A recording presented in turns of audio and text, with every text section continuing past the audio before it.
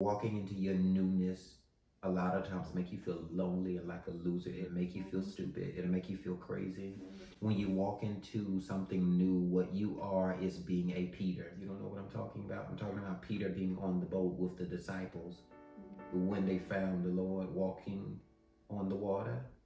And he says to them, I see a ghost out there, right?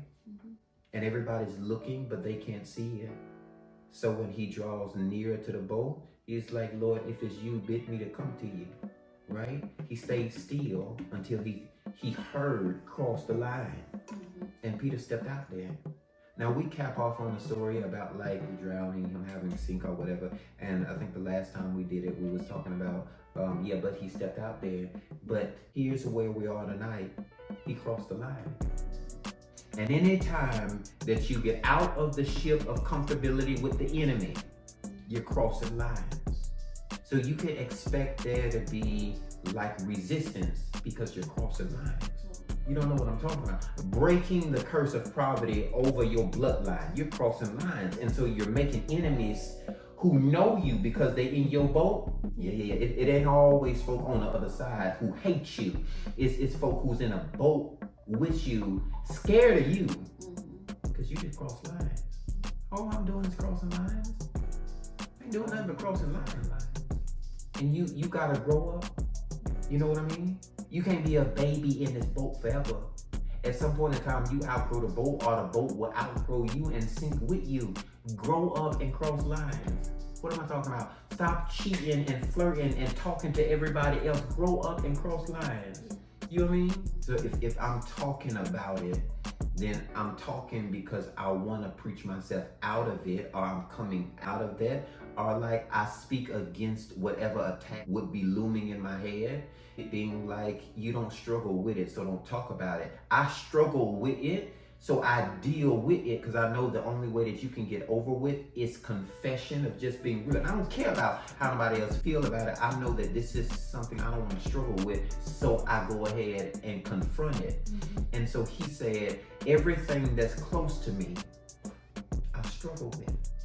God, deliver me from it. Can I come to you? Right? He says, come on. Step out here. It's going to be unsafe. Step. It's going to be unsecure. Step. It's going to make you seem like you're going to lose everything around you. Take a step. That's right. Remember when we used to be fighting back in the day, and before the fight got started, when everybody said what they got to say, the last person would be like, step. Are you ready to fight it? Not just talk. If all you're going to do is talk about it, get away from me. Right? Because you can go over there with them inside the boat, inside of safety and security of poverty.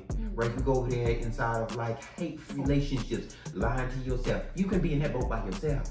Be in that boat with them people who don't want to be no better, who don't want to do better, don't want to see you go better, go further. But see, when you're called to step across lines, you're not called to do it with your partner. It may feel good that you're on the same team, but a lot of times God calls the man to step first. God calls the mother to step first. God calls the leader, right? In whatever capacity that may be, he called you to step across the line first. And step across the line. It's unsecure, but step. It seems unsturdy, step. But watch this now. He stood on it. I don't care what happens. Stand. All hell can be falling around you. Stand.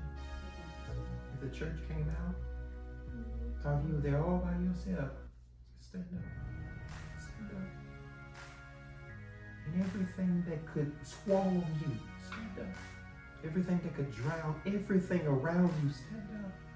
God didn't bring you here to lie down, to be on your knees. Stand up. The waves are hitting against him, the wind is blowing, and for a minute, he's standing. I need you to look back over everything that you went through this past year and a half. Decide.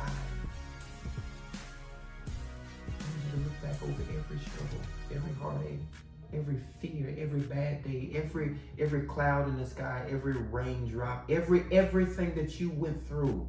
And people say you weak. The sign that you ain't weak. The sign that God ain't left you. The sign that the Holy Ghost still talks to you. That Jesus still died for you. That the church gave up on you, but God's grace is still on you. The sign that the favor still loves you. That angels still encamp around you. That like Job, you got the hedge fence around you. The sign of it is, you're still standing. I'm sitting, but I'm standing. Ain't got all that I want yet, but we're standing. May have lost some stuff a week or so ago. We're still standing. May not look all that good, but I'm still standing. You know what I mean? Kids may be out of control, but we're still standing. Her car may be better than mine, but we're still standing. The show look like it's newer. That's crazy. But we're still standing. Folk gave up on us, deleted us, blocked us. Nobody come around here to check on us. But we're still standing. And then he said, look at who's left in the door. They talking. They talking from the side. Don't get caught up in them folk. They got a whole lot of hell to raise from the hallway. They come see you.